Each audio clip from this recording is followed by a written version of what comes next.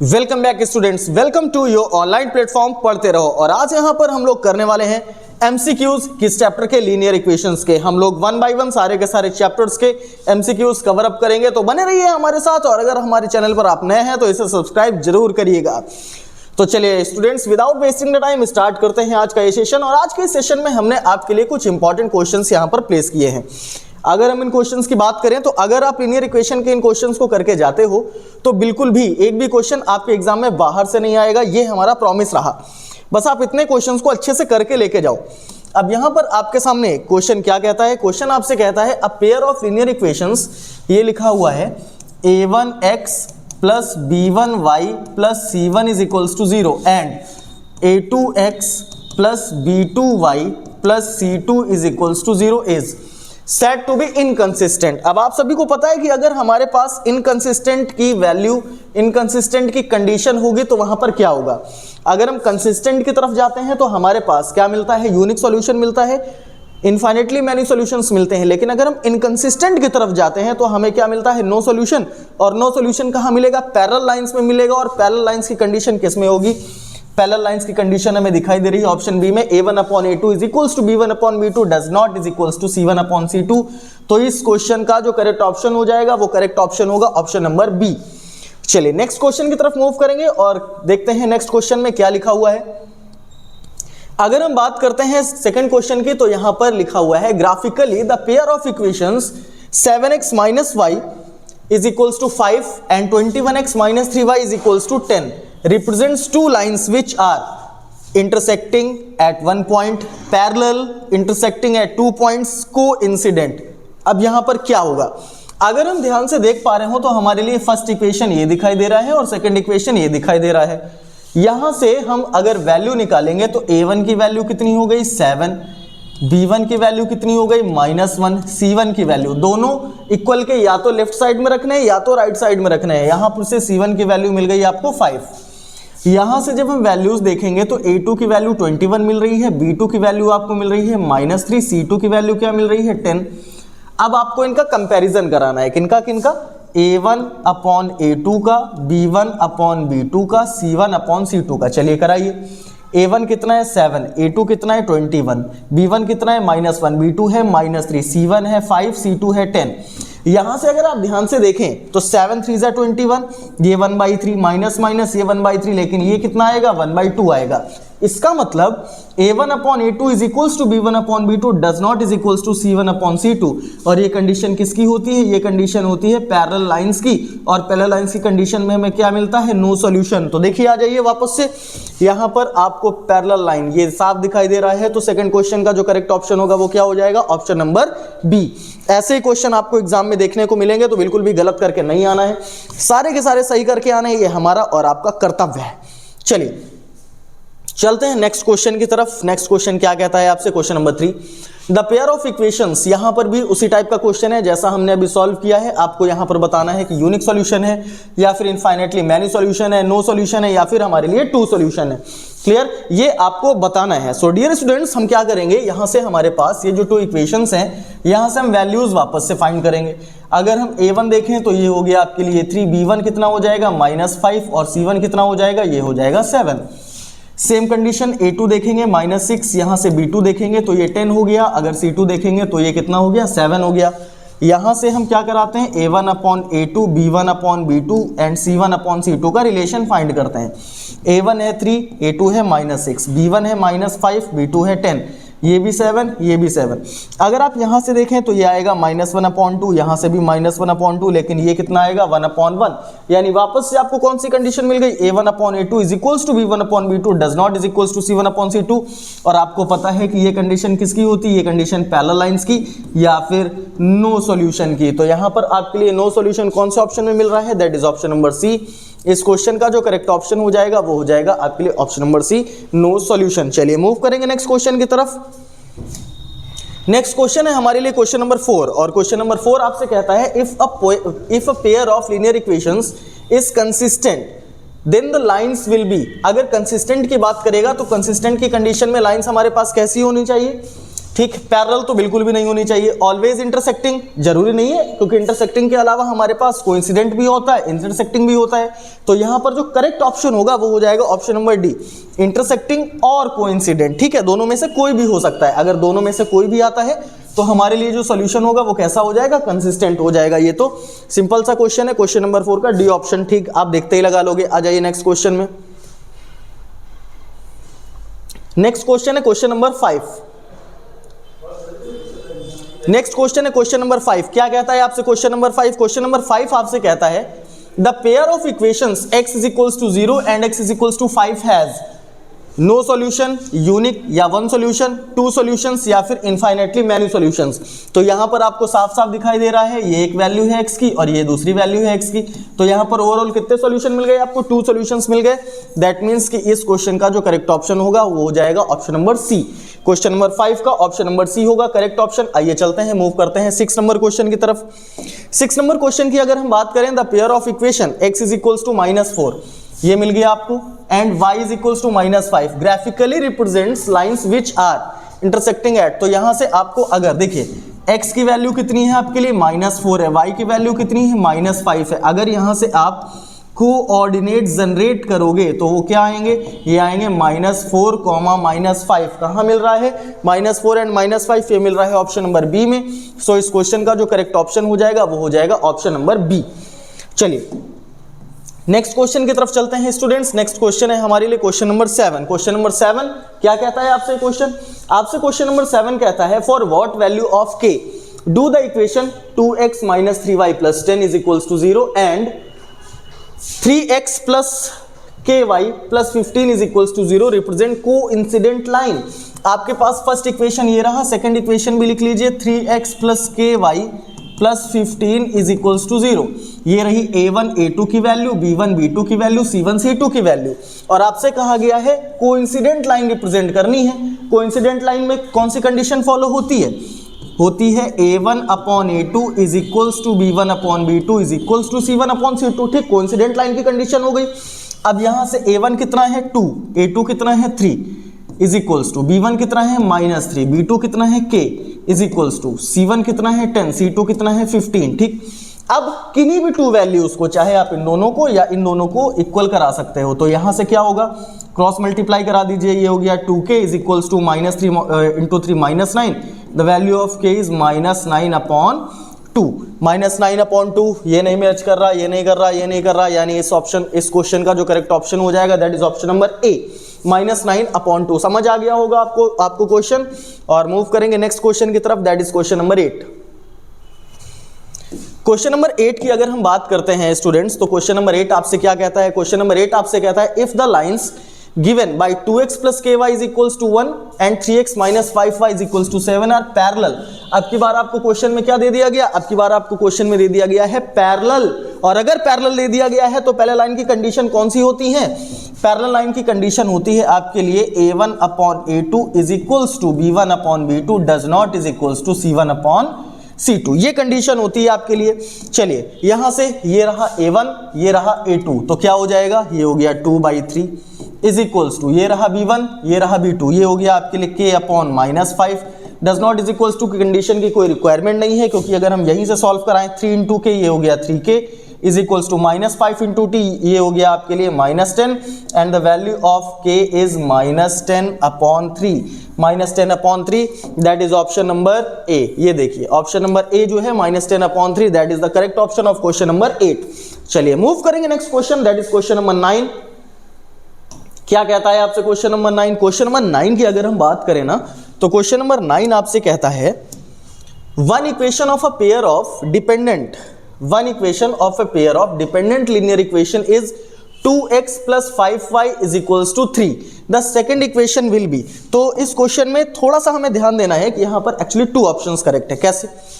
यहां से 2 का रिलेशन 2 1 × 2, 5 1 × 5, 3 2 × 6। ये तो भाई 1 1 2 नहीं, ये पॉसिबल नहीं है। 2 का 3, 5 का 5, ये भी पॉसिबल नहीं है।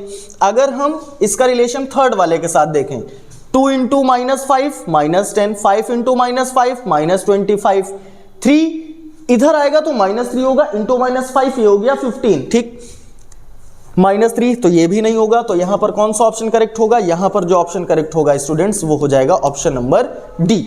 Option number D is the correct option of this question. चलिए मूव करेंगे नेक्स्ट क्वेश्चन की तरफ, दैट इज क्वेश्चन नंबर 10 और बात करते हैं question number 10, that is question number 10। Question number 10 की अगर हम बात करते हैं, क्वेश्चन नंबर 10 में आपसे क्या कहा गया है? क्वेश्चन नंबर 10 में आपसे कहा गया है if x is equals to a and y is equals to b is the solution of the equation x plus y is equals to 5 and 2x minus 3y is equals to 4, then the values of a and b are. तो x की value a, y की value b हम इन two equations में place कर देते हैं। तो क्या होगा? x plus Y is equals to 5 given है, ये हो जाएगा हमारे लिए a plus B is equals to 5, condition number 1। 2x minus 3y is equals to 4, ये हो जाएगा 2x minus 3b is equals to 4, that is condition number 2। यहां पर आप देख रहे हैं यहाँ कोफिशिएंट 1 है, यहाँ कोफिशिएंट 2 है, इक्वल कराएंगे मल्टीप्लाइड बाई 2, ये हो गया 2a plus 2b is equals to 10। Second equation क्या लिखा हुआ है? ये लिखा हुआ है 2a minus 3b is equals to 4, minus plus minus, यहां से ये वैल्यूज हो गई कैंसिल, 2a प्लस 3b ये हो गया आपके लिए 5b is equals to 10 minus 4 that is 6, the value of b is 6/5। देखिए किस में मैच कर रही है? ये बिल्कुल ऑप्शन नंबर डी में मैच कर रही है, हमें हमारा ऑप्शन मिल गया डी। लेकिन अगर हम इसे रीचेक करना चाहें, b की वैल्यू जरा इसमें प्लेस करिए, ये लिखा हुआ है, या नॉर्मली आप इसमें प्लेस कर दीजिए, ये और सिंपल होगा। a plus B is equals to 5, the value of b is 6/5 is equals to 5, a is equals to 5 minus 6/5, a is equals to 25 minus 6/5, the value of a is 19/5। Match कराइए, किसमें match हो रहा है? That is option number D. तो 10 number question का जो correct option होगा students वो हो जाएगा ऑप्शन नंबर डी। चलिए नेक्स्ट क्वेश्चन की तरफ चलते हैं। The next question is question number 11 और क्या कहता है question number 11? The graph of x is equals to -2 is a line parallel to the x is equals to -2 की अगर हम बात करें तो ये हो गया हमारे लिए x, ये हो गया हमारे लिए x डैश, ये हो गया y, ये हो गया y डैश, ये हो गया 1 2, ये हो गया 1 2, x is equals to -2 यहाँ एग्जिस्ट करेगा, इसकी लाइन यहाँ एग्जिस्ट करेगी जो कि पैरेलल होगी y एक्सिस के। तो इसका जो करेक्ट ऑप्शन हो जाएगा वो कौन सा हो जाएगा? ऑप्शन नंबर बी, मतलब x इज इक्वल्स टू -2 की लाइन किसके पैरेलल होगी? y एक्सिस के पैरेलल होगी। चलिए नेक्स्ट क्वेश्चन की बात करेंगे। नेक्स्ट क्वेश्चन है क्वेश्चन नंबर 12। यहां पर आपसे पूछा गया है the graph of y is equals to 4x is a line, और ये किसके पैरेलल होने वाली है? अगर हम y is equals to 4x की बात करते हैं, देखिए y is equals to 4x का कोई एक एग्जांपल ले लो आप, y is equals to 4x का कोई एक एग्जांपल लोगे तो सपोज करो y की वैल्यू आपने 8 ले ली, ठीक, तो यहां से x की वैल्यू y की वैल्यू आप 8 लेते हो तो x की वैल्यू हो गई आपके लिए 2, और यहां से कोऑर्डिनेट बन गया 2,8, ठीक बन गया। इसके अलावा कोई अदर वैल्यू, अगर आप y की वैल्यू 4 लेते हो तो x की वैल्यू 1 हो जाएगी, यानी इस कंडीशन में क्या बन गया? 1,4 बन गया। अगर आप यहां से y की वैल्यू x की वैल्यू 0 ले लेते हो तो y की वैल्यू कितनी हो जाएगी? 0 हो जाएगी। ये लीजिए, ये हो गए आपके पास 3 कोऑर्डिनेट्स। अब अगर हम इस लाइन की बात करते हैं, ये हो गया हमारे लिए y डैश, और ये लाइन हो गई हमारे लिए x डैश, ठीक। यहां से अगर नंबर्स देंगे, ये हो गया 1 2 3 4 एंड 5, ये हो गया 1 2 3 4 एंड 5। आगे फर्दर अच्छा 6 7 8 भी लेने हैं, ठीक है, तो इस चीज को इरेज कर देते हैं, यहां लिख देते हैं 0,0 5, ये हो गया 6 7 and 8, that is y axis. 2,8 ये रहा 2, ये रहा 8, ये लीजिए 1,4 ये रहा 1, ये रहा 4, ये लीजिए, फिर रहा ओरिजिन। अगर आप इस लाइन को ड्रॉ करेंगे तो ये कुछ ऐसी लाइन आपको मिलेगी। अब पैरेलल टू x एक्सिस बिल्कुल नहीं, parallel to y axis never, perpendicular to y axis no, passing through the origin, ये देखिए ये ऑप्शन नंबर डी बिल्कुल करेक्ट है। मतलब ये जो लाइन पास हो रही है वो कहां से पास हो रही है? ओरिजिन से पास हो रही है। क्लियर? तो इस क्वेश्चन का जो करेक्ट ऑप्शन होगा वो हो जाएगा ऑप्शन नंबर डी। चलिए नेक्स्ट क्वेश्चन की बात करेंगे। नेक्स्ट क्वेश्चन है हमारे लिए क्वेश्चन नंबर 13। क्या कहता है क्वेश्चन नंबर 13? क्वेश्चन नंबर 13 कहता है the graph of y is equals to 5 is a line parallel to the. अब y इज इक्वल्स टू 5 की हम बात करेंगे। देखिए y इज इक्वल्स टू 5, ये हो गया आपके लिए x, ये हो गया y, 1 2 3 4 5, ये हुआ y इज इक्वल्स टू 5, और ये लाइन किसके पैरेलल हो जाएगी, एक्स एक्सिस के पैरेलल हो जाएगी। इसका मतलब है इस क्वेश्चन का जो करेक्ट ऑप्शन होगा वो हो जाएगा आपके लिए option number A, x axis. चलिए नेक्स्ट क्वेश्चन की बात करते हैं, दैट इज क्वेश्चन नंबर 14। और क्वेश्चन नंबर 14 में आपसे क्या पूछा गया है, क्वेश्चन नंबर 14 आपसे कहता है two equations in two variable taken together are called, तो इसे कहा जाता है simultaneous linear equation, that is option number C. बिल्कुल ये तो तुच्चा सा क्वेश्चन है, अगर आपको मिलता है बेसिक के एग्जाम में हो सकता है मिले, तो आपको ये टिक कर लेना है। ठीक, नेक्स्ट क्वेश्चन है हमारे पास क्वेश्चन नंबर 15। क्या कहता है क्वेश्चन नंबर 15, क्वेश्चन नंबर 15 कहता है इफ एम, यहां पर मिस प्रिंटिंग है, इस चीज को सही करेंगे, M is not is equals to, हम यहां पर लिख लेंगे M is not is equals to BL, then the system of equation ax plus by is equals to c, lx plus my is equals to n has। अब यहां पर आपको इस क्वेश्चन को सॉल्व कराना है, आइए कराते हैं।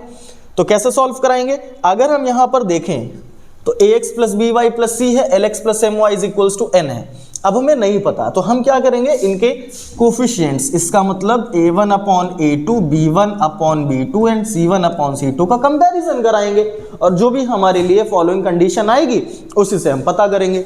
a1 कितना है a, a2 कितना है l, b1 कितना है b, b2 कितना है m, c1 कितना है c, c2 कितना है n। ठीक, if am does not is equals to BL, यहां से हम देखें तो AM BL आ रहा है, does not is equals to BL, और जैसे ही does not is equals to BL आया तो हमें पता चल गया कि इसमें कौन सा सॉल्यूशन होगा, यूनिक सॉल्यूशन होगा और इंटरसेक्टिंग लाइंस होंगी। चलिए क्या मिल रहा है, अ यूनिक सॉल्यूशन। तो इसके लिए जो करेक्ट ऑप्शन हो जाएगा स्टूडेंट्स वो कौन सा हो जाएगा, that is option number A, a unique solution is the correct option of question number 15। Next question number 16 की बात करते हैं। क्या कहता है question number 16, the question number 16 states that if in the equation x plus 2y is equals to 10 the value of y is 6 then the value of x will be। चलिए यहां पर आपको y की वैल्यू गिवन है, आपको x की value लानी है। the value of y is 6, that means y is equals to 6, place the value of y in the given equation, then x plus 2 multiplied by 6 is equals to 10, x plus 6 2 are 12 is equals to 10, the value of x is -2। कौन सा option match कर रहा है, -2 में हमारे पास match कर रहा है ऑप्शन नंबर ए। तो क्वेश्चन नंबर 16 का जो करेक्ट ऑप्शन होगा वो हो जाएगा ऑप्शन नंबर ए। चलिए बात करेंगे क्वेश्चन नंबर 17 की। 17 क्वेश्चन आपसे कहता है the graph of the linear equation, the graph of the equation 2x plus 3y is equals to 5 is a। तो याद रखेंगे कभी भी अगर आप किसी भी लीनियर इक्वेशन का ग्राफ प्लॉट करते हो तो स्टूडेंट्स कभी भी आपको कर्व नहीं मिलता, कोई वर्टिकल या स्ट्रेट लाइन हो सकता है मिले, लेकिन नॉर्मली आपको यहां पर स्ट्रेट लाइन के साथ जाना है, वर्टिकल या हॉरिजॉन्टल के साथ नहीं। क्यों, क्योंकि अगर वर्टिकल लाइन के साथ जाएंगे तो वो y एक्सिस है, हॉरिजॉन्टल लाइन के साथ जाएंगे तो वो x एक्सिस है। क्लियर, हॉरिजॉन्टल तो जो करेक्ट ऑप्शन होगा वो कौन सा हो जाएगा, स्ट्रेट लाइन। क्लियर। चलिए 18 नंबर क्वेश्चन की बात करते हैं। 18 नंबर क्वेश्चन क्या है, 18 नंबर क्वेश्चन आपसे कहता है the value of k for which equation 3x plus 5y is equals to 0, 3x plus 5y is equals to 0 and kx plus 10y is equals to 0 has non-zero solution। अब यहां पर आपसे कह दिया गया non zero solution. Non zero solution का मतलब क्या हो गया, मतलब आपके पास कोई भी कंडीशन हो सकती है, यहां पर आपके पास यूनिक की कंडीशन भी हो सकती है और इनफाइनेटली मैनी सॉल्यूशंस की। तो क्या करेंगे, ये लिखा हुआ है 3, ये लिखा हुआ है k, ठीक दिखाई दे रहा है आपको, फिर ये लिखा हुआ है 5 और ये क्या लिखा हुआ है, ये लिखा हुआ है 10, ये लिखा हुआ है 0, ये लिखा हुआ है 0, बात खत्म। अब हमारे पास अगर यूनिक सॉल्यूशन की कंडीशन आएगी तो does not is equals to लगेगा, तो k की वैल्यू नहीं आएगी, इसीलिए यहां पर हम इक्वल का साइन प्लेस करेंगे। और वो क्यों करेंगे, ताकि हमें k की वैल्यू मिल जाए। अब ये हमारे लिए हो गया, ये लीजिए 1/2, the value of k is equals to 3 2 6। k की वैल्यू क्लियरली आपको दिखा देने लग गई कि कितनी हो गई, k की वैल्यू हो गई हमारे लिए 6। Option number A is the correct option of this question.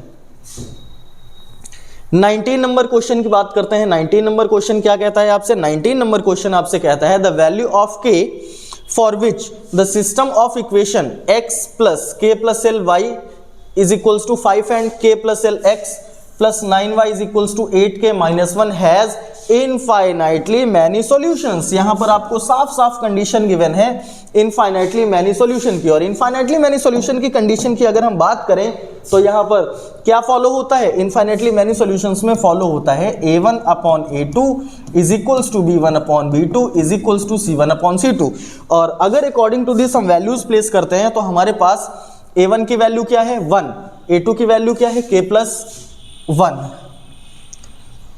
k plus l, ये हो गया 1, ये हो गया k plus l is equals to has in k, ये 1 है बेटा, l नहीं है, ये 1 होगा, 1 दैट इज 1। ठीक, ये हो गया आपके लिए k प्लस 1, ये हो गया आपके लिए 9, और ये हो गया आपके लिए 5 is equals to 8k minus 1। ठीक, आपने वैल्यूज प्लेस कर दी।